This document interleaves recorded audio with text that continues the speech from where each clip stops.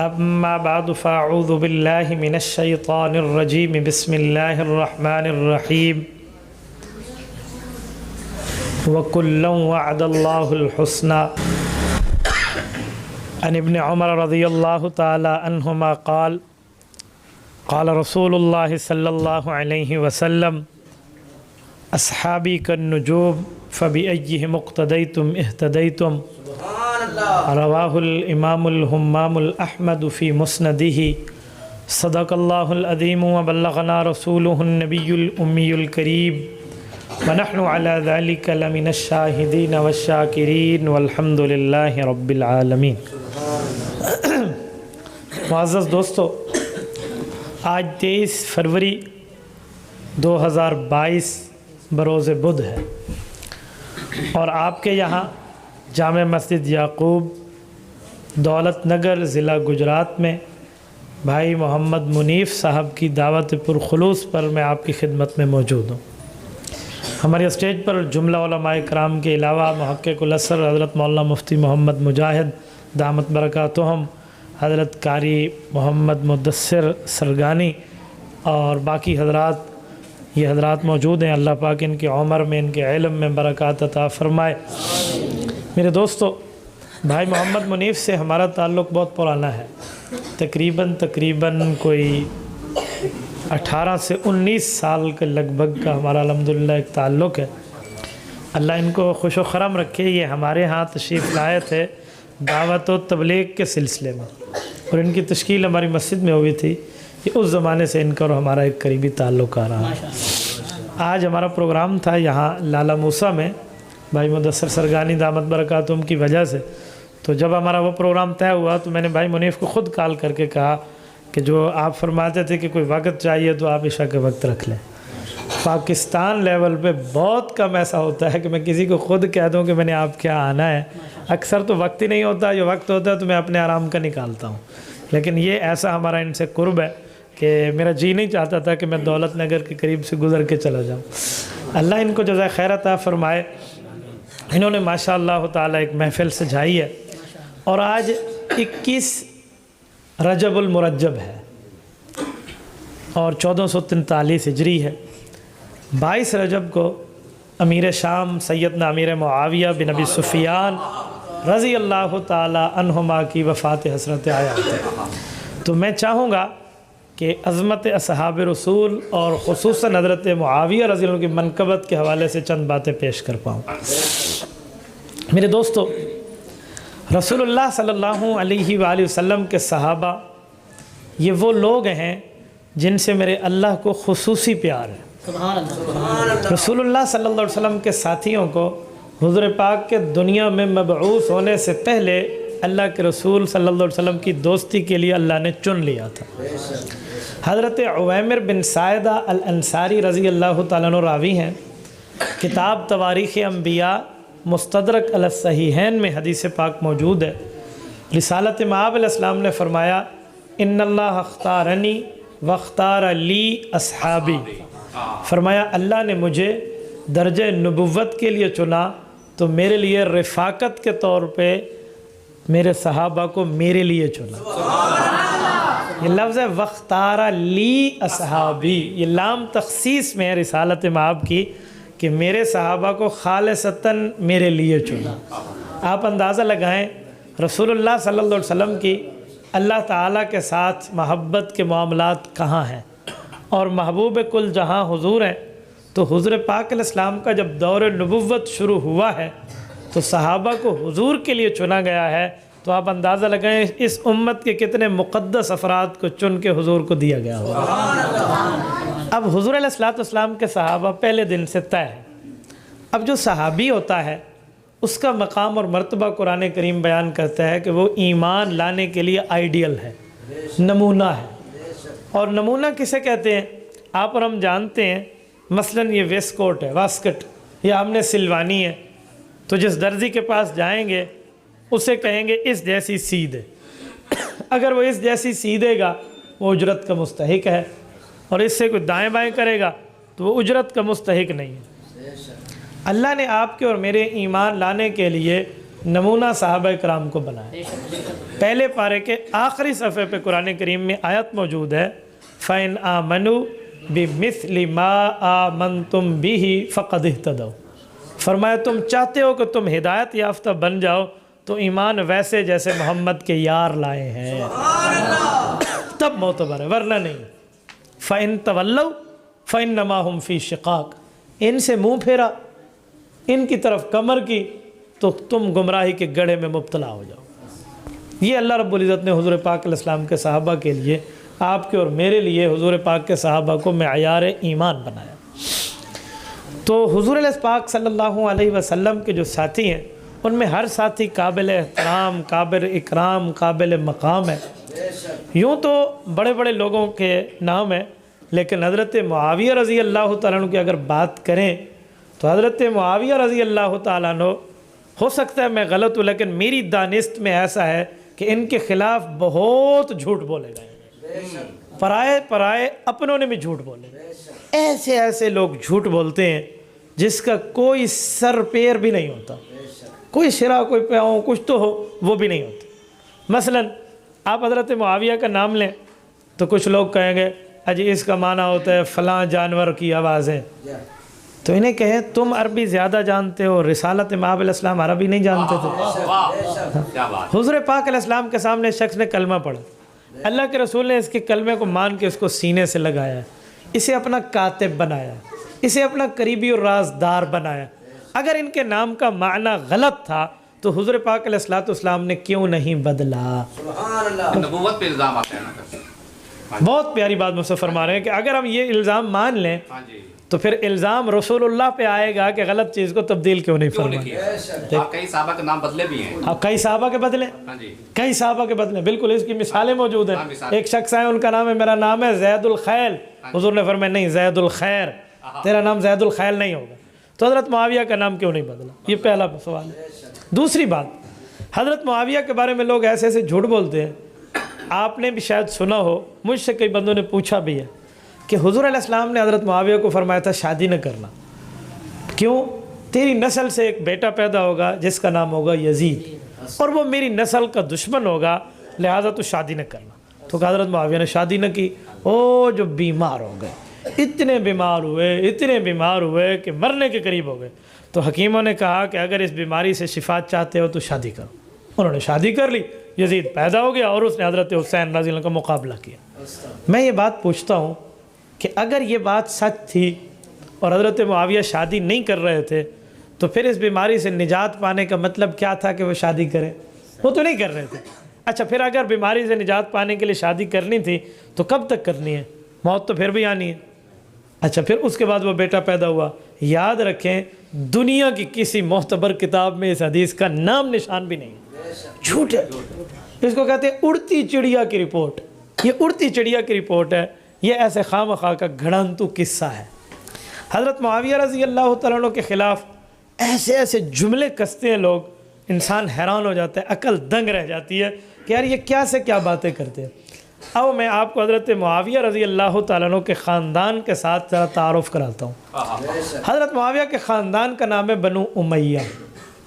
دو خاندان بڑے مشہور ہیں عرب میں، بنو ہاشم اور بنو امیہ۔ بنو ہاشم اور بنو امیہ کی آپس میں چپکلش جو پرانی چل رہی ہے، اس چپکلش کو حضرت رسول اللہ پہ اور حضرت معاویہ پہ لوگ چسپاں کر دیتے ہیں۔ بابا ایسا نہیں ہے۔ اگر بنو امیہ خاندان غلط ہے تو حضور پاک علیہ الصلوۃ والسلام نے جب رشتے بنو امیہ کے ساتھ کیے ہیں تو اپنی لخت جگر کا سب سے پہلا رشتہ اپنی بیٹی کا اسی خاندان کو دیا ہے جس کا نام بنو امیہ ہے۔ حضور پاک علیہ الصلوۃ والسلام کی پہلی صاحبزادی، پہلی نور نظر، لخت جگر حضرت زینب کبریٰ رضی اللہ تعالی عنہا، جو رسالت مآب علیہ الصلوۃ والسلام کی پہلی بیٹی ہیں، حضرت رسول اللہ کی پہلی صاحبزادی ہیں۔ ان کا رشتہ ہوا ہے حضرت لقیط سے، جن کی کنیت ہے ابو العاص، والد کا نام ہے ربی، یہ الاموی ہیں۔ لقیط ابو العاص ابن ربی الاموی بنو امیہ خاندان کے ہیں، اور ان سے رسول اللہ صلی اللہ علیہ وسلم کو رشتہ دامادی حاصل ہے، اور یہ رسول اللہ کے پہلے داماد ہیں۔ اگر بنو امیہ ظالم اتنے ہیں جیسے تم بتا رہے ہو تو حضور پاک علیہ السلام نے پہلی لخت جگر کا رشتہ کیوں دیا؟ اس جھوٹ کو جو وہ بولتے ہیں نا، چھپانے کے لیے ایک اور جھوٹ بولتے ہیں لوگ، وہ کہتے ہیں حضور علیہ السلام کی بیٹی نہیں تھی، یہ حضور کی ربیبہ تھی۔ اچھا بھائی، ربیبہ کون ہوتی ہے؟ میں عوامی لفظوں میں آپ سے کہہ رہا ہوں، کہتے ہیں ربیبہ اس بچی کو کہتے ہیں جس سے ایک آدمی شادی کرے اور اس کی بیوی پہلے خاوند سے جو اولاد لائے وہ ربیب ہوتی ہے۔ تو ربیبہ تھی، یہ پہلے خاوند کی بیٹی تھی۔ میں نے کہا ٹھیک ہو گیا، میں 1 منٹ یہ جھوٹ مان لیتا ہوں، 1 منٹ۔ تو وہ اب کس کی نگرانی میں تھی؟ کہتے ہیں حضور پاک علیہ السلام کی نگرانی میں تھی۔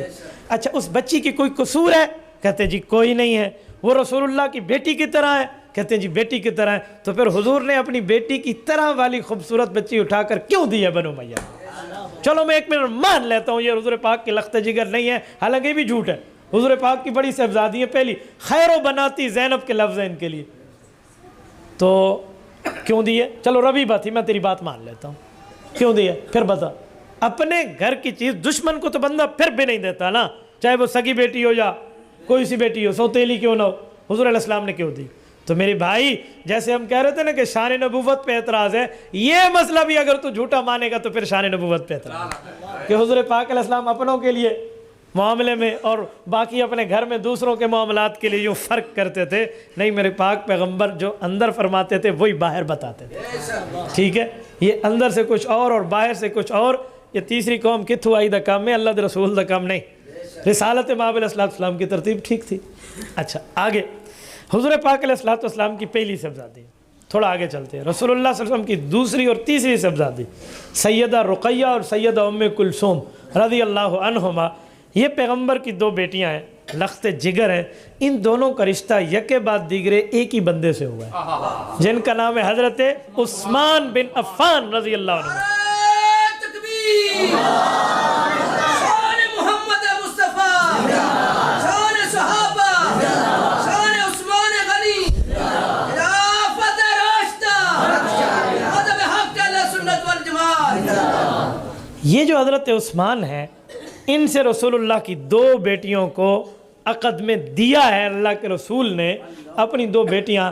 حضرت عثمان کی قوم کا نام کیا ہے؟ ذرا یہ بھی تو پتہ کر لو، ذرا یہ بھی تو دیکھ لے قومیت حضرت عثمان کی کون سی ہے۔ ہاں جی، حضرت عثمان کی قوم بھی بنو امیہ ہے۔ تو بنو امیہ میں یکے بعد دیگرے ایک رشتہ اور دینا کیا مطلب؟ اور حضرت عثمان غنی رضی اللہ عنہ دوہرے داماد ہیں، سیدنا علی المرتضیٰ رضی اللہ تعالیٰ اکارے داماد ہیں، حضرت عثمان دوہرے۔ اچھا میں ایک جملہ کہتا ہوں، آپ میں جو بندہ بیٹیوں کا باپ ہے نا اور اس کے سینے میں والد والا دل ہے، ایک بات بتائیں، اگر کوئی بندہ بچی کا رشتہ کرے اور اس کی بچی اس گھر میں خوش نہ ہو اور اس کا انتقال ہو جائے تو وہ والد چاہے گا کہ میں دوسری بچی اس گھر میں دوں؟ کبھی بھی نہیں چاہے گا، کبھی بھی نہیں چاہے گا کہ میں نے ایک مرتبہ یہاں پر کر کے دیکھ لیا اب خوش نہیں ہے۔ مجھے ایمان سے بتائیں، جب رسول اللہ کی پہلی بیٹی حضرت عثمان کے نکاح میں فوت ہوئی ہیں تو حضور پاک نے دوسری بیٹی کا رشتہ حضرت عثمان کو کیوں دیا؟ صاحب چیلنج کرتے ہیں یہاں پر 3 بیٹیاں بنو امیہ کے گھر میں ہیں، ایک شکوے کے الفاظ ایک حدیث صحیح سے پیش کریں۔ سوال سنیں، اب سنو۔ فرمایا یہ تینوں بیٹیاں رسول اللہ صلی اللہ علیہ وسلم کی بنو امیہ کی بہو ہیں، اس خاندان کی ہیں۔ اللہ کے رسول کے پاس آ کر ان بیٹیوں نے اس خاندان کا پوری زندگی میں ایک مرتبہ گلہ کیا ہو تو کوئی ثابت کرے گا؟ کوئی قیامت تک کوئی ایک بندہ ثابت کر دے کہ ان بیٹیوں نے آ کر اپنے سسرالیوں کو گلہ تو کیا ہو؟ یار یہ اتنا مبارک اور بہتر خاندان۔ تعریف فرمائی ہے کہ انہوں نے بہت اچھی بخاری میں حدیث ہے، میں وہی پیش کر رہا ہوں، یہ مولانا جو فرما رہے ہیں یہ حدیث صحیح بخاری کی۔ حضرت ابو العاص ابن ربی رضی اللہ عنہ کا ذکر ہوا تو اللہ کے رسول صلی اللہ علیہ وسلم فرمایا حدثنی و وعد لی و صدقنی و وفا لی، صحیح بخاری میں فرمایا اس بندے نے مجھ سے بات کی، وعدہ کیا اور سچا وعدہ کر کے پورا کر کے دکھایا۔ آپ اندازہ لگائیں یہ حضور پاک علیہ السلام اپنے بنو امیہ والے اس داماد کی تعریف میں یہ 4 جملے فرما رہے ہیں۔ اور میرے دوستو، رسالت مآب صلی اللہ علیہ وسلم نے اس خاندان سے رشتہ کیا ہے۔ اچھا خالی رشتہ دیا نہیں ہے، رشتہ لیا بھی ہے، رشتہ اللہ کے رسول نے لیا بھی ہے۔ حضور پاک صلی اللہ علیہ وسلم کی بیوی جو ہیں سیدہ رملہ، جن کی کنیت ام حبیبہ رضی اللہ عنہ یہ سگی بہن ہے حضرت معاویہ بن ابی سفیان کی اور حضور پاک کی بیوی ہے، سگی بہن ہے حضرت معاویہ کی۔ اور حضرت معاویہ سے اس بہن کو اتنا پیار تھا، کتب سیرت میں آتا ہے کہ ایک مرتبہ اللہ کے رسول اپنے گھر تشریف لائے تو حضرت ام حبیبہ رضی اللہ عنہ ام المؤمنین، آپ کی اور میری اسلامی ایمانی قرآنی اماں جان حضرت معاویہ رضی اللہ تعالیٰ عنہ کے سر اقدس میں کوئی تیل لگا رہی تھی۔ حضور پاک علیہ السلام نے پوچھا ام حبیبہ تجھے معاویہ سے پیار ہے؟ کہ یا رسول اللہ ہر بہن اپنے بھائی کو پیار کرتی ہے۔ فرمایا صرف تو نہیں کرتی، اللہ کے رسول بھی اس سے محبت کرتا۔ تو آپ اندازہ لگائیں حضرت رسول اللہ صلی اللہ علیہ وسلم نے صرف اس خاندان سے رشتہ دیا نہیں ہے، لیا بھی ہے۔ اور حدیث پاک ہے حضور نے فرمایا ما زوجت من بناتی ولا تزوجت من نسائی الا باذن جاء به جبرائیل۔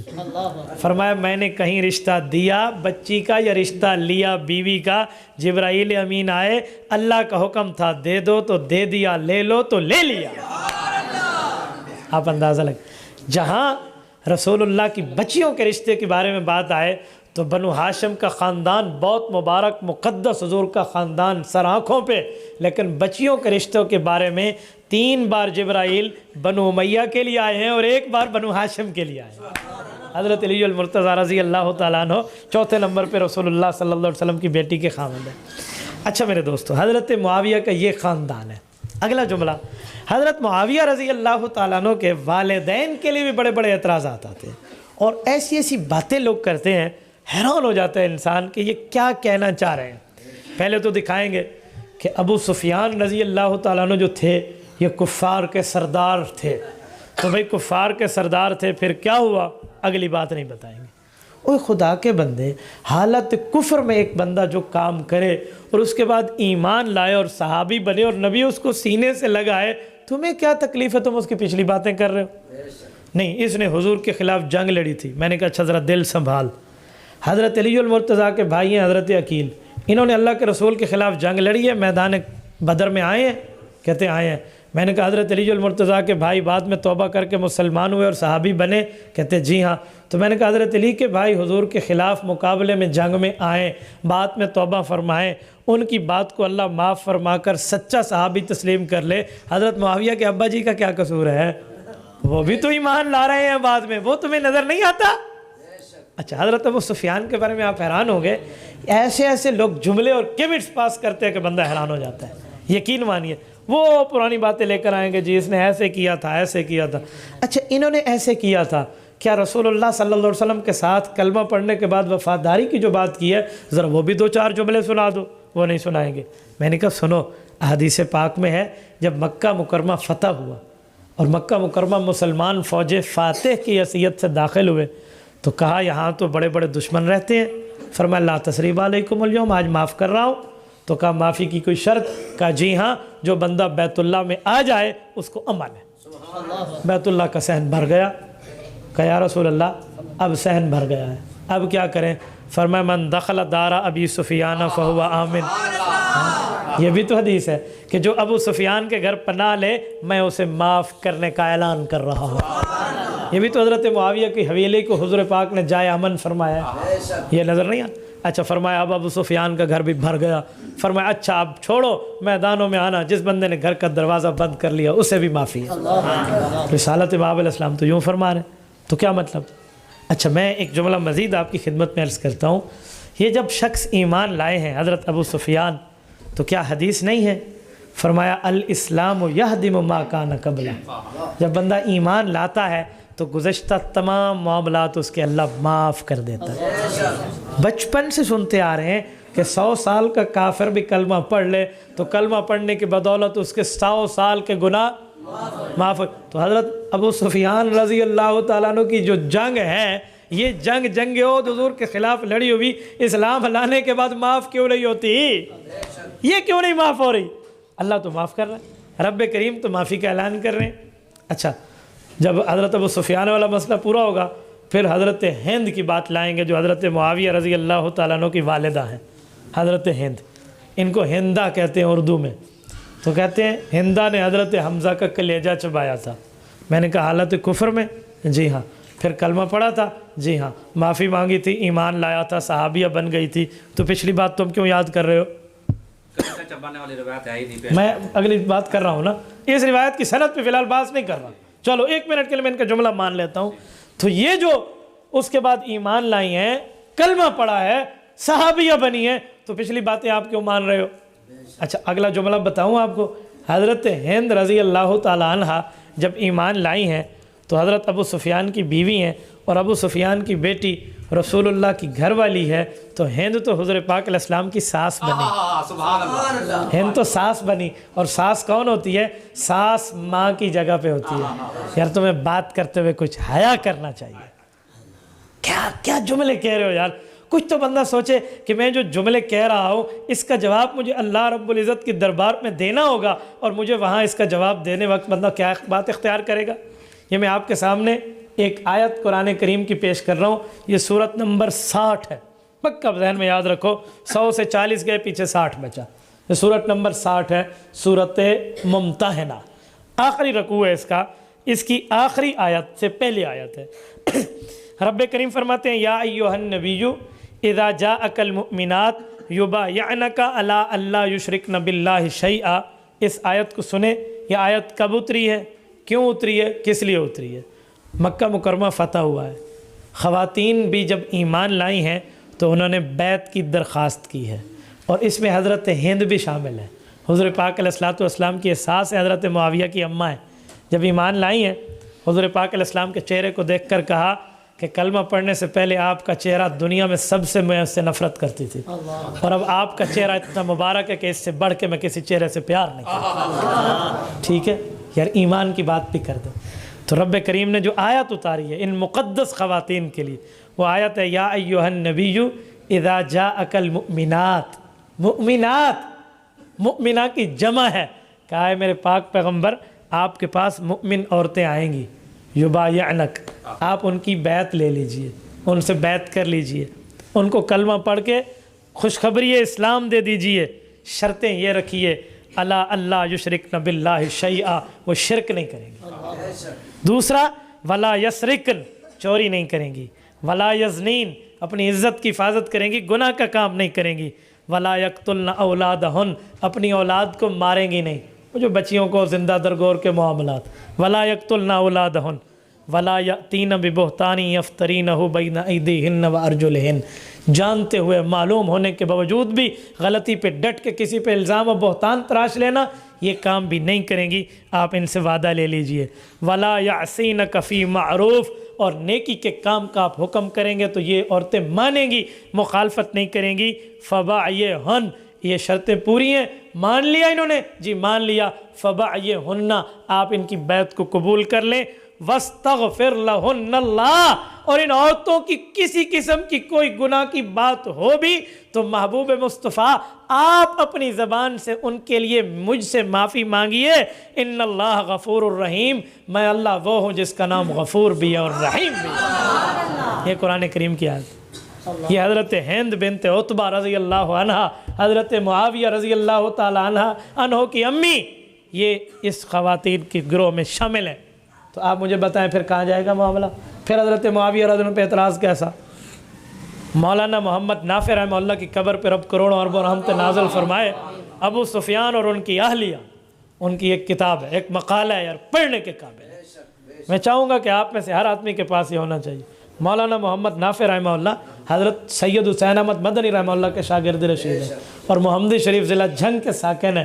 ان کی کتاب رحماء بینہم جو ہے نا، مفتی تقی عثمانی دامت برکاتہم میں لکھتے ہیں کہ میں نے بڑی بڑی اردو اور عربی اور فارسی کتابیں پڑھی ہیں، اس جیسی کتاب جو صحابہ کی شان پہ یوں لکھی گئی میں نے کسی زبان میں آج تک نہیں پڑھی. عربی میں ترجمہ بھی ہو رہا ہے، اور عربی میں اس کا ترجمہ ہو رہا ہے. 3 جلدیں ہیں. انہی کے شخص کی کتاب ہے حضرت ابو سفیان اور ان کی اہلیہ. یہ پڑھنے کے قابل ہے. یقین مان انہوں نے کس طرح ان کا جو ہے نا اسلامی چہرہ اور اسلامی تشخص پیش کیا. تو حضرت معاویہ رضی اللہ عنہ کی امی ہے، تو اس پر بھی کوئی اعتراض نہیں ہے. اب رہا حضرت معاویہ رضی اللہ عنہ کی 2-3 باتیں جو شروع میں نے کی، ایک دو اور بھی سن لیں. سیدنا معاویہ رضی اللہ تعالیٰ عنہ پہ یہ جو جھوٹ گڑھ کے یہ جو لوگ بات لاتے ہیں، انہیں ملتا کیا ہے؟ کیا معاملہ ہے یار؟ وجہ کیا ہے؟ آپ کو دشمنی حضرت معاویہ سے کیا ہے؟ میں ایک جملہ پیش کرتا ہوں، حضرت معاویہ رضی اللہ تعالیٰ عنہ کی غلطی مجھے بتا دیں۔ حضرت علی المرتضیٰ رضی اللہ تعالیٰ حضرت معاویہ سے ایک صلح کرتے ہیں، اسے کہتے ہیں چھوٹی صلح، اور ایک حضرت حسن صلح کرتے ہیں، اسے کہتے ہیں بڑی صلح۔ یہ دونوں صلح موجود ہیں۔ مثلا لڑائی ہوئی تھی، صفین کی لڑائی ہے، امام سیوطی کہتے ہیں صفین بروزن سکین، تو جنگ صفین ہے۔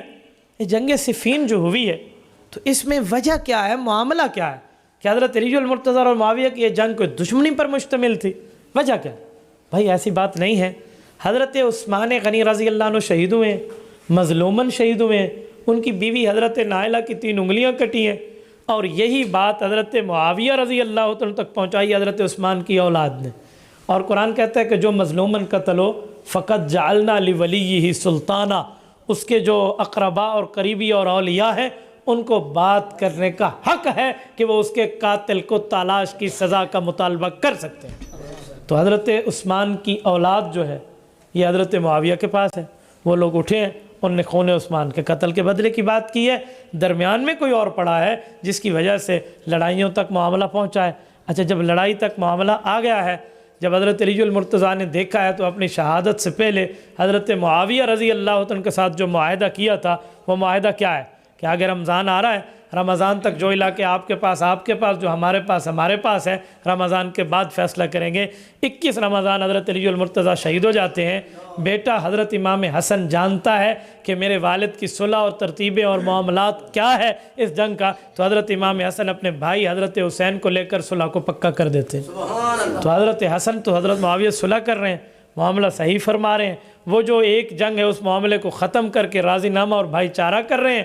آپ کو آج تک ان پر اعتراض ہے؟ بھائی کیا بات ہے؟ وجہ تساں حضرت علی دے حضرت امام حسن تو زیادہ سکے لگ دے ہو، آپ حضرت علی سے زیادہ رشتہ داری ہے امام حسن سے۔ اور میں ایک جملہ مزید کہہ رہا ہوں، سنو، یہ جو حضرت حسن رضی اللہ تعالیٰ نے حضرت معاویہ سے صلح کی ہے، اس سے پہلے حضرت علی المرتضیٰ سے پوچھا گیا کہ جو آپ کی ان کے ساتھ لڑائی ہوئی ہے، ان لڑائیوں میں آپ کیا سمجھتے ہیں کہ یہ لوگ کون ہیں؟ تو حضرت علی المرتضیٰ فرماتے ہیں کہ ان کے بندے جو دنیا سے گئے ہیں اور ہمارے بندے، قتلانا و قتلاہم یرید بہ وجہ اللہ، جو مؤمن دنیا سے گیا ہے چاہے وہ ہمارے لشکر سے چاہے ان کی طرف سے، فی الجنہ، وہ جنتی ہیں۔ حضرت علی المرتضیٰ تو یہ فرما رہے ہیں، وہ نہ انہیں دوستی کہہ رہے ہیں، نہ انہیں ملعون کہہ رہے ہیں، نہ انہیں کافر کہہ رہے ہیں۔ اگر ایسی بات ہوتی تو جنگ ہوتی ہے تو بندہ ان کی عورتوں کو باندھی بناتا ہے جو اسلام کے مخالف میں ہوں، انہیں جنگی قیدی بنا کر کیا سے کیا معاملات۔ حضرت علی المرتضیٰ نے تو ایسا کچھ نہیں کیا، تو آپ کیسی بات فرماتے ہیں؟ بلکہ حضرت علی المرتضیٰ رضی اللہ تعالیٰ عنہ حضرت معاویہ سے اگر آپ نے کوئی بات پیش بھی کرنی ہے تو یہ بتائیں۔ تاریخ ابن عساکر، تاریخ مدینہ دمشق میں موجود ہے کہ حضرت علی المرتضیٰ اور معاویہ کے آپس کے اختلاف کو روم کے بادشاہ نے فائدہ اٹھاتے ہوئے حضرت علی کو خط لکھا تھا کہ علی آپ میری بیعت کر لو اور اپنی سلطنت میرے حوالے کر لو۔ حضرت معاویہ سے وہ یوں ڈرتا تھا کہ حضرت معاویہ اس سے 2 ہاتھ کر چکے تھے شام کے سرحد پہ، اس بے ایمان نے ادھر خط لکھا اور اس نے سمجھا ان کی آپس میں لڑائی ہے تو چلو میں فائدہ اٹھا لوں۔ تو اس کا جواب حضرت معاویہ رضی اللہ عنہ سے پہلے حضرت علی نے دیا ہے۔ امام ابن عساکر کے الفاظ ہیں کہ حضرت معاویہ نے اس لفظ کے ساتھ ان کو خط کا جواب دیا تھا، یا لعین الروم لئن لم تنتہی وترجع الی بلادک لأستلحن انا وابن امی ولأضیقن علیک الارض بما رحبت۔ کہ اوے رومی بےمان، اوے رومی لعین اور بےمان، اس طرح مخاطب کر کے غصے میں فرمایا لئن لم تنتہی، تو بےمان نہ رکا نا، وترجع الی بلادک، اور اپنی فوجیں پیچھے نہ ہٹائی، تو میرا اور حضرت علی المرتضیٰ کا جو مسئلہ ہے نا، لأستلحن انا وابن امی، ہم ایک دوسرے کے چچا کے بیٹے ہیں، میں اور میرا چچا زاد بھائی ابھی صلح کر لیں گے۔ یہ کفر اسلام کی جنگ ہوتی ہے جو ابھی کر لیں گے، وہ ایک مسئلے کی پالیسی پر مسئلہ تھا، تو ابھی صلح کر لیں گے۔ وَلَأُضَيِّقَنَّ عَلَيْكَ الْأَرْضَ بِمَا رَحُبَتْ، اس سے میری صلح ہو گئی، تو اب حق ہے لڑے حضرت علی؟ جی نہیں، وَلَأُضَيِّقَنَّ عَلَيْكَ الْأَرْضَ، اپنی بات کی کہ میں حضرت علی المرتضیٰ کی طرف سے تیرے سے لڑنے آؤں گا، اور تیری کھلی زمین جس پر تو آرام سے بیٹھا سانس لے رہا ہے یہ تو تجھ پہ تنگ نہ کر دوں، مجھے معاویہ بن ابی سفیان نہ کہنا۔ کیا ہوا؟ سب کچھ دوڑ گیا، ختم ہو گیا نا، ایسی باتیں تو نہ کریں۔ حضرت علی المرتضیٰ کے مقابلے میں جو دوسرا لشکر ہے، آپ اس کو یوں نعوذ باللہ غلط کار اور گناہ گار اور جہنمی کی بات کریں گے تو اسی تاریخ مدینہ دمشق میں ہے کہ جمل میں جب حضرت طلحہ شہید ہوئے تھے تو حضرت طلحہ کے چہرے سے مٹی حضرت علی نے صاف کی تو دیکھا اوہو حضرت امام حسن فرماتے ہیں اپنی ران پر حضرت علی نے ہاتھ مارا اور فرمایا لیت ابا کا مات مز 20 سنہ، حسن طلحہ شہید ہوا ہے ہمارے سامنے والے لشکر میں مخالفت میں لڑتے ہوئے، اے کاش کہ میں اس کی شہادت کی خبر نہ دیکھتا، میں 20 سال پہلے دنیا سے رخصت ہو گیا ہوتا۔ امام حسن نے کہا، اور حضرت طلحہ حضرت علی المرتضیٰ کے سامنے والے کیمپ میں تھے، اپنے کیمپ میں نہیں تھے۔ کیوں؟ حضور پاک علیہ السلام نے فرمایا تھا طلحہ کا قاتل جنت نہیں جائے گا، تو سب نے تسلی دیتے ہوئے فرمایا کہ آپ لوگوں کا تیر نہیں ہے، یہ ان بےایمانوں کا لگا ہے جنہوں نے لڑائی چھیڑنے کے لیے پہلے تیر مارے تھے۔ یہ حضرت طلحہ رضی اللہ عنہ کے لیے، حضرت علی المرتضیٰ رضی اللہ عنہ کا احترام دیکھیں ان کے حضرت علی کی نظر میں۔ تو اس طرح کی باتیں آپ لے کر آئیں اور یہ بات کر دیں تو بھائی یہ نہیں بنے گا۔ حضرت معاویہ رضی اللہ عنہ کا مقام کیا ہے؟ حدیث پاک کے مطابق حضرت معاویہ رضی اللہ تعالیٰ عنہ تو رسول اللہ صلی اللہ علیہ وسلم کے کاتب الوحی ہے۔ اچھا، کاتب الوحی میں ایک جملہ سنیں، اکثر طور پہ اس پہ میں نے اعتراض کرتے ہوئے لوگوں کو دیکھا ہے، وہ کہتے ہیں ان نے قرآن نہیں لکھا۔ اچھا چلو 1 منٹ کے لیے ہم یہ جھوٹ مان لیتے ہیں میں نہیں لکھا، تو کیا لکھا؟ کہتے ہیں حضور پاک علیہ السلام کی طرف سے لکھے گئے جو خطوط ہوتے تھے نا، بادشاہوں کو خط لکھے تھے۔ تو میں نے کہا پیغمبر علیہ الصلوۃ والسلام جو خط لکھواتے تھے وہ حدیث ہوتی تھی، اور حدیث بھی تو وہی ہے، ایک وہی مطلوب ہے، غیر مطلوب ہے، مطلوب قرآن کریم پہ ہے اور غیر مطلوب پیغمبر کی حدیث ہے۔ اور وما ینطق عن الہویٰ ان ہوا الا وحی یوحیٰ، نبی تو اللہ کے حکم سے بولتے ہیں، اور پیغمبر کریم صلی اللہ علیہ وسلم کی یہ جو حدیث ہے یہ بھی اللہ کی طرف سے وحی ہے۔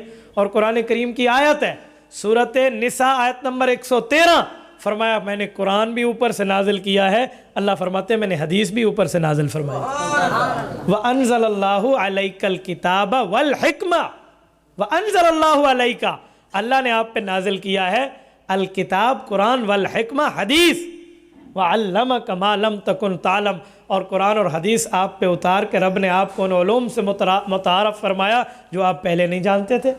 وَكَانَ فَضْلُ اللَّهِ عَلَيْكَ عَظِيمًا، اور آپ پر اللہ کا بہت بڑا کرم ہے۔ یہ جو لفظ ہے تو اس سے پتہ چلا حدیث بھی اللہ رب العزت کی طرف سے آئی ہے۔ ہاں فرق یہ ہے کہ ہم قرآن کریم کے لفظ بھی اللہ کی طرف سے مانتے ہیں اور اس کا مطلب بھی اللہ کی طرف سے مانتے ہیں، اور حدیث جو ہے یہ لفظ رسول اللہ کے ہیں، مطلب اور مراد میرے اللہ کا ہے۔ ہم نماز میں اس لیے قرآن بھی پڑھتے ہیں اور حدیث بھی پڑھتے ہیں۔ نماز میں حدیث پڑھتے ہیں یا نہیں پڑھتے؟ نماز میں حدیث پڑھتے ہیں، پڑھتے ہیں۔ ہم نماز شروع حدیث سے کرتے ہیں، سبحانک اللہم کیا ہے؟ کسی آیت میں ہے اعوذ باللہ من الشیطان الرجیم، نماز میں پڑھتے ہیں، یہ حدیث ہے، کیونکہ حکم تحفظ یہ قرآن میں ہے، فاستعذ باللہ، لفظ تحفظ قرآن میں نہیں ہے، یہ اعوذ باللہ حدیث ہے۔ دو آمین ہم کہتے ہیں، یہ آمین حدیث ہے، قرآن پاک میں نہیں ہے۔ یہ سبحان ربی العظیم، سبحان ربی الاعلیٰ، یہ سمع اللہ لمن حمدہ، یہ ربنا لک الحمد، 2 سجدوں کے درمیان رب اغفر لی وارحمنی، یہ حدیثیں ہیں، یہ آیتیں نہیں ہیں۔ التحیات للہ والصلوات حدیث ہے، اللہم صلی علی اللہم بارک حدیث ہے، اللہم انی ظلمت نفسی ظلما کثیرا حدیث ہے، السلام علیکم ورحمۃ اللہ، السلام علیکم ورحمۃ اللہ حدیث ہے۔ یہ ہم ساری حدیثیں نماز میں پڑھتے ہیں، تو حدیث بھی تو وہی ہے۔ تو حضرت معاویہ کاتب الوحی ہوئے، چلو تیری بات مان لی بھائی قرآن نہیں لکھا، تو جو حضور پاک کے فرمان پہ خط لکھے تو وہ بھی وہی ہے، تو کاتب الوحی ہوئے کہ وہی لکھ لی، تو یہ بھی مان لے۔ تو لیکن خواہ مخواہ سے بغض ہے نا، تو اس بغض کو پتہ نہیں کسی صورت بھی تو ظاہر ہوتا ہے، اور بغض ہی ہمیشہ بیچارہ اندھا ہوتا ہے، اس کو نظر وظر کچھ نہیں آتا، تو وہ اندھے والی اٹکل پچو چلا رہے ہوتے۔ اور حضرت معاویہ رضی اللہ عنہ کو تو اللہ کے رسول نے دعائیں دی ہیں، حدیث میں ہے یا معاویہ ان ولیتم الامر فاتق اللہ، اے معاویہ اللہ تجھے حکمرانی دے گا، اللہ رب العزت کی طرف سے ڈرتے رہنا۔ یہ جو حدیث ہے یہ حضرت معاویہ رضی اللہ عنہ کو پہلے حکمران ملنے کی خوشخبری دی گئی ہے، تو حضرت معاویہ رضی اللہ عنہ کو حکمرانی کی وجہ سے لڑ رہے تھے، وہ تو پہلے انہیں خوشخبری مل چکی تھی۔ اچھا ایک ظالم نے اس پہ بھی اعتراض کیا، وہ کہنے لگا یہ جو ہے نا کہ فتق اللہ، اللہ سے ڈرتے رہنا، یہ اسی لیے حضور نے فرمایا تھا کہ اس نے ایسے کام کرنے تھے جو اللہ سے ڈر والے نہیں تھے۔ او لو جی، تبھی حضور نے فرمایا تھا اللہ سے ڈرتے رہنا۔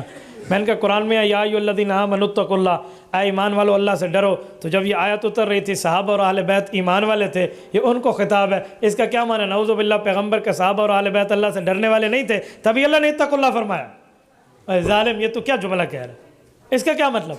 اور سنو हुज़ूर पाक अलैहिस्सलातु वस्सलाम ने तो हज़रत मुआविया रज़ी अल्लाह अन्हु के साथ इतनी मोहब्बत फरमाई है, रिवायात में है कि अल्लाह के रसूल सल्लल्लाहु अलैहि वसल्लम की जब उस पर एक सफ़र में हज और उम्रे के मौके पर जब सर मुबारक में हलक कराया तो सर मुबारक के जो बाल थे वो हज़रत मुआविया रज़ी अल्लाह अन्हु के पास थे। जो नाखून मुबारक हुज़ूर पाक के तराशे थे वो नाखून कटे हुए हज़रत मुआविया के पास थे। और वफ़ात के वक्त हज़रत मुआविया ने फरमाया था, ये नाखून और ये जो बाल हैं ये मेरे चेहरे पर कब्र में डाल देना और मुझे मेरे रब के हवाले कर देना। तो भाई हज़रत मुआविया रज़ी अल्लाह अन्हु का तो ये मसला है, ये कहाँ जाएगा भाई? अच्छा, आपको ये सारे काम नज़र नहीं आते?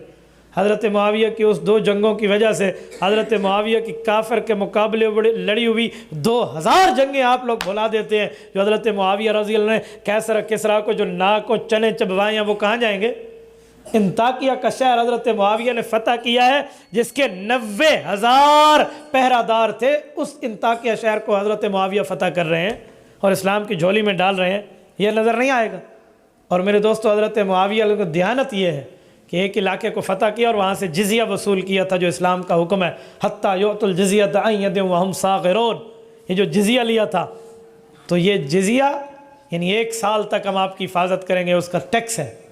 ठीक हो गया, साल से पहले इलाका छोड़ना पड़ा। तो हज़रत मुआविया की टीम गई और हर बंदे को उसके हिस्से के बकदर उस जिज़िया का हिस्सा वापस किया कि हम तुम्हारा इलाका छोड़ रहे हैं, हम आपकी हिफाजत नहीं कर रहे, अपना हक़ वापस ले लो।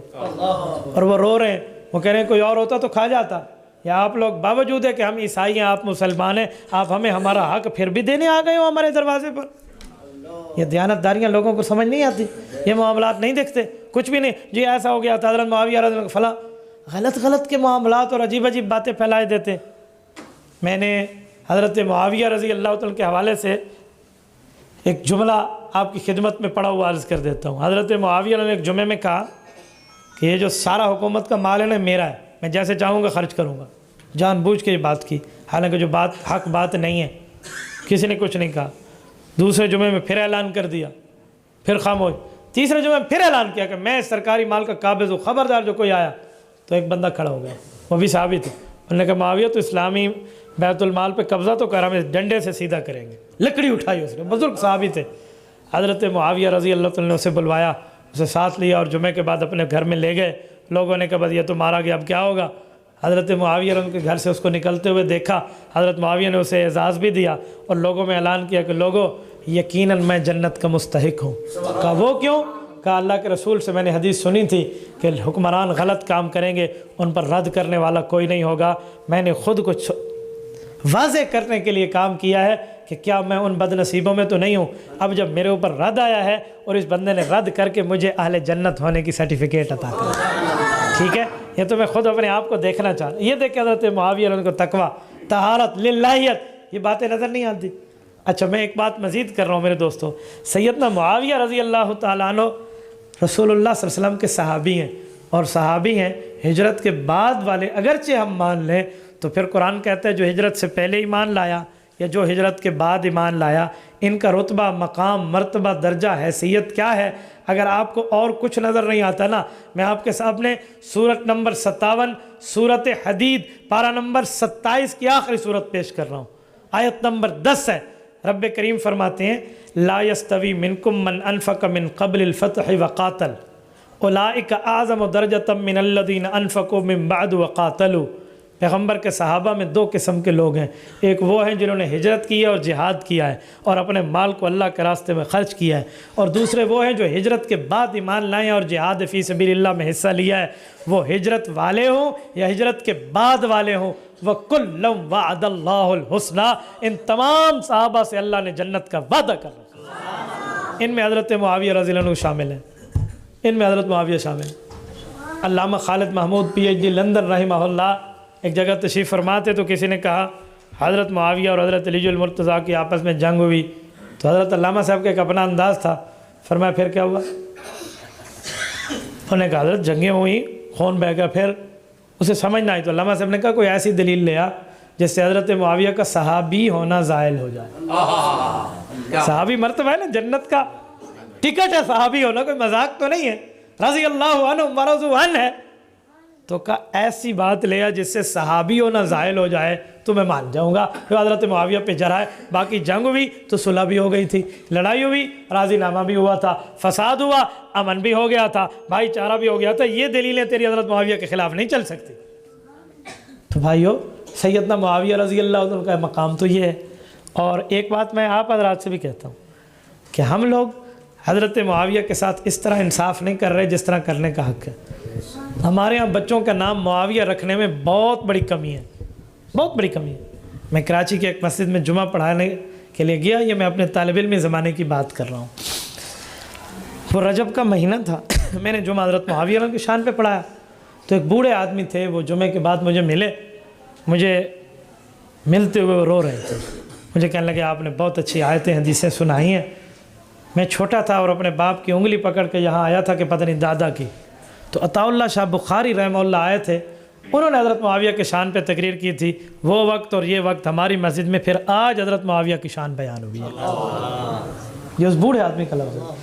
تو جب ہم شان بیان نہیں کرتے تو ہم نام کیا رکھیں گے؟ ہم معاویہ نام بچوں کے نام کیسے رکھیں گے؟ آگے پھیلائیں گے, بتائیں گے کیسے؟ کیا کیا الزامات ہیں یار. ہم نے دوسروں کی وجہ سے خود کو تسلیم کر لیا, یوں نہیں ہے. رسول اللہ صلی اللہ علیہ وسلم کے صحابی ہیں اور اللہ کے قرآن نے انہیں جنتی ہونے کا وعدہ دیا ہے, تو لہٰذا اس نام کو بھی عام کرنا چاہیے. میں ایک جملہ کہا کرتا ہوں, اے امیر شام تیری جاہ و منزلت کی قسم, تیرے نام کا ڈنکا بجا کے چھوڑیں گے. تیرے نام سے جو جلتے ہیں ملحد و زندیق, ان کو اللہ کے عذاب سے ڈرا کے چھوڑیں گے. ہادیہ و مہدیہ, معاویہ معاویہ, اس میں تو دوسرا کوئی لفظ ہی نہیں ہے. اللہ کے رسول صلی اللہ علیہ وسلم نے کیا مقام دیا, کیا مرتبہ دیا, کیا حیثیت اور درجے کی بات کی ہے. اور حضرت امام حسن اور حسین رضی اللہ عنہ نے سے بیعت کی ہے. میری نہیں, ہمارے مخالف طبقے کی کتاب کشف الغمہ فی معرفت الائمہ جو علامہ اربلی نے لکھی ہے, اس کی دوسری جلد میں وہ حضرت حسن اور حضرت حسین کی صلح کی بات کرتے ہوئے لکھتا ہے کہ یہ 3 بندے گئے تھے حضرت معاویہ کے ساتھ صلح میں. کہ ایک امام حسن رضی اللہ عنہ, ایک امام حسین رضی اللہ عنہ, اور ایک قیس بن سعد بن عبادہ رضی اللہ عنہ. یہ قیس بن سعد کون ہے؟ سعد بن عبادہ صحابی کے بیٹے ہیں جن کا نام قیس ہے. اور یہ بچپن میں ہم عمر ہیں امام حسن اور امام حسین کے, یہ اکٹھے بچپن میں کھیلے کودے ہیں. یہ بچپن کے یار ہیں, یہ تینوں گئے ہیں اکٹھی بیعت کے لیے. کہتے ہیں جب گئے ہیں امام حسن نے کر لی, امام حسین نے کر لی, تو قیس کے دل میں ایک خیال آیا کہ ان کی تو حضرت علی المرتضیٰ سے جنگ بھی ہوئی تھی, اور آج ہم یہاں بیعت اور صلح کے لیے آئے ہوئے ہیں. تو یہ بات وہ کشف الغمہ میں لکھتا ہے کہ انہوں نے آنکھوں میں یوں حضرت امام حسین کو یوں آنکھوں میں دیکھ کر کہا, یومی ایما, یوں آنکھوں میں کہ بیعت کرنی چاہیے. مطلب یہ تھا. تو کہتے ہیں حضرت حسین نے زبان سے جواب دیا, کہا ان الحسن انہ امامی, کہا حسن میرا بھی سردار ہے. جب اس نے بیعت کر لی ہے نا اور میں نے کر لی, تو یا قیس کم فبعیہ, پھر تو بھی اٹھ اور بیعت کر لے. میرے دوستو اندازہ لگاؤ, یہ حضرت امام حسن اور حسین. مجھے ایک جملہ بتاؤ, آپ اور ہم جسے ظالم سمجھتے ہیں, کرپٹ سمجھتے ہیں, ہم اسے ووٹ نہیں دیتے, اس کی سپورٹ نہیں کرتے, اس کی تائید نہیں کرتے. یار کیسی بات کر رہے ہو. حضرات شہزادگان جنت جو جنتی نوجوانوں کے سردار ہیں, انہوں نے سلطنت جا کر حضرت معاویہ کے حوالے کر دی. کیسی بات کر رہے ہیں. ایک عورت ہے, اس سے ہماری ایک دفعہ بحث ہوئی. ہمارے استاذ اور مربی تھے ڈیرہ اسماعیل خان میں حضرت مولانا مفتی محمود رحمۃ اللہ علیہ کے بہت قریبی خادم اور دوست اور ساتھی, عظیم مجاہد, اللہ اس کی قبر پہ کروڑوں اربوں رحمتیں نازل فرمائے. ایک خاتون تھی, وہ بڑی بڑی مجالس میں مجلس پڑھتی تھیں. تو وہ گفتگو میں ایک بار انہوں نے بات کچھ کی, تو ہمارے استاد جی سے ان کی بات ہوئی. اس نے ہمارے استاد سے ایک جملے پر بات شروع کی حضرت معاویہ کے حوالے سے, کہ میں تم سے بات کرتی ہوں, دیکھتی ہوں تیرے دل میں محبت اہل بیت کتنی ہے. انہوں نے کہا جی پوچھ. تو عورت کہتی ہے کہ حضرت ابو بکر کا دشمن تیرا کون ہے؟ انہیں کا دشمن ہے. کہ حضرت عمر کا؟ کہ جی دشمن ہے. کہ حضرت عثمان کا دشمن؟ کا میرا دشمن ہے. کہ حضرت علی کا دشمن؟ کا میرا دشمن ہے. انہیں کہا لکھ دے. یہ سمجھ گئے کہ اگر میں اس کو یہ لکھ دیتا ہوں نا کہ حضرت علی تک جن کا دشمن ہو میرا دشمن ہے, تو کچھ کرے گی. بہرحال ان نے کہا طے ہو گیا, لکھ لیا, یہ لے, ان کا دشمن میرا دشمن ہے. اس نے پکڑا کاغذ اور کہا معاویہ اور علی کی آپس میں جنگ ہوئی ہے, اتنا خون بہا, اب بتا تیرا دشمن معاویہ ہے یا نہیں ہے؟ انہوں نے کہا جی بات پوری؟ کہ جی پوری. کہا ایک سوال میرا ہے, یہ تیری کتاب ہے اصول کافی؟ اس نے کہا جی ہاں. کہا اس میں 12 اماموں کے نام لکھے ہیں, حضرت علی, امام حسن, امام حسین، امام زین العابدین، امام محمد باقر، امام جعفر صادق، امام جعفر صادق، امام موسیٰ کاظم، امام الرضا، امام تقی، امام نقی، امام حسن عسکری، امام محمد مہدی۔ 12 امام ہے؟ کہ جی ہاں۔ کہ آگے ایک لفظ لکھا ہے کہ 12 اماموں کی بات کو نہ ماننے والا، یا ان میں کسی ایک امام کا انکاری اس کی بات کا، وہ کفر کی موت مر جائے گا۔ مانتی ہو؟ میں نے کہا جی میں مانتی ہوں۔ کل لکھ دو۔ اس نے لکھ دیا۔ کہ اب یہ پرچی مجھے دے، ایک پرچی تیرے پاس ایک میرے پاس، اب وزن برابر ہو گیا۔ امام حسن کون سے نمبر کے امام ہیں تیرے ہاں؟ کہ جی دوسرے نمبر کے۔ کہ اس دوسرے نمبر کے امام نے حضرت حسن نے جا کر حضرت معاویہ سے صلح کی ہے، اور تیسرے نمبر کے امام حسین نے تائید کی ہے۔ یہ 12 اماموں میں 2 امام حضرت امام حسین اور امام حسن رضی اللہ عنہ حضرت معاویہ کے ہاتھ میں ہاتھ دے کر پیار کر رہے ہیں، صلح رکھ رہے ہیں، محبت کر رہے ہیں۔ اب تو بھی اماموں کی بات مان اور اس سے صلح رکھ، ورنہ اپنی کتاب کے فتوے کے مطابق کفر کی موت مر جائے گی۔ چیخ نکل گئی بچی کی کہ میری ہاتھ کس کے ہاتھ میں آیا ہے، اور میں کہاں بیٹھی ہوں بات کرتے ہوئے۔ یہ میں آپ کو سنا رہا ہوں غالباً 99-98 کی بات۔ رب غریق کے رحمت فرمائے عظیم مجاہد کی قبر پہ اس عورت نے فوراً کہا کہ میرے دل میں حضرت معاویہ کا احترام نہیں تھا، باقیوں کا تھا، میں اللہ کو گواہ بنا کر کہتی ہوں میں آج کے بعد حضرت معاویہ کا بھی احترام کروں گی۔ اور رب کریم نے اس کو ہدایت دی اور وہ اس طرف آ گئی۔ تو یہ میری بات کا مطلب یہ ہے کہ بعض اوقات لوگ حضرت معاویہ پہ سوال کرتے اور بن جاتے ہیں 30 31 32 مار خان۔ آج یہ سوال تو جواب کوئی نہیں، تو کوئی نہیں تو یہ کہاں آئے گا؟ ایسے نہیں ہوتا۔ تو حضرت معاویہ صحابی رسول ہے، عظیم صحابی رسول ہے، اور جو صحابی ہوتا ہے اس کو جنت کا وعدہ ہے۔ ٹھیک ہو گیا؟ باقی رہا مسئلہ یزید کا، یزید کا ہم سے کوئی تعلق نہیں، ہمارا یزید والے مسئلے میں نہیں ہے۔ لیکن آپ کو ایک جملہ کوئی کہے گا، اور یہ کہے گا کہ دیکھو یزید کو حضرت معاویہ نے حکمران لگایا تھا۔ بھائی سنیں، جب کوئی حکمران کسی بندے کو ولی العہد بناتا ہے، حکمران کہتے ہیں کہ میرے بعد یہ حکمران ہوگا، تو شریعت اسلامیہ کا اصول کیا ہے کہ کیا وہ فوری طور پہ حکمران بن جاتا ہے، یا وہ ارباب حل و عقد جو پارلیمنٹ اور شورا ہوتی ہے اس کی پرمیشن کا پابند رہتا ہے؟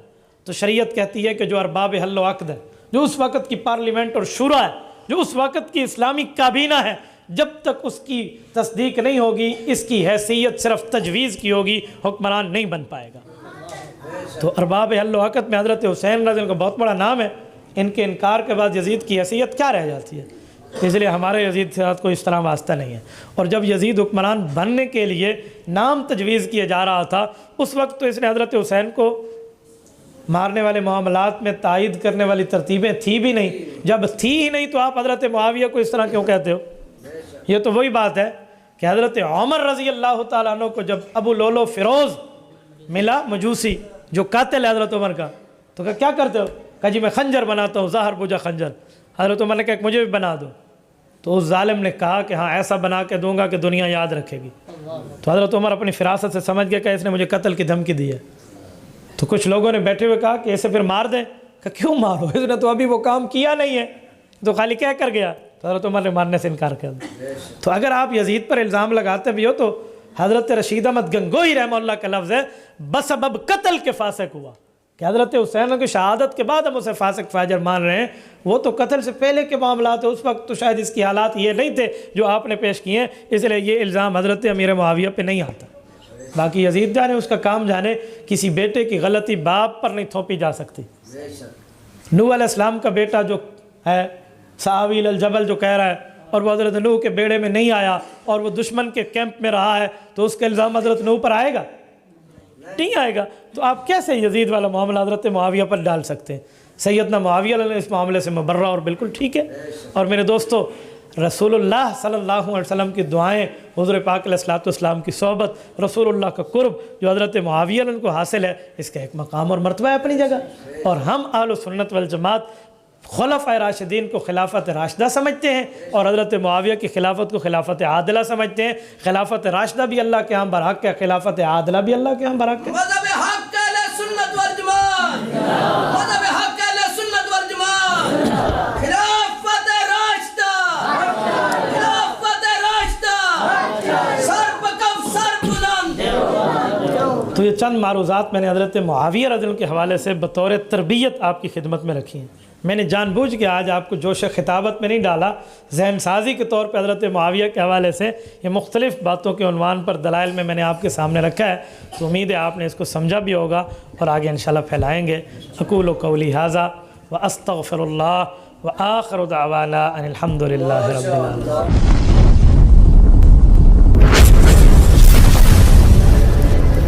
Subscribe my YouTube channel.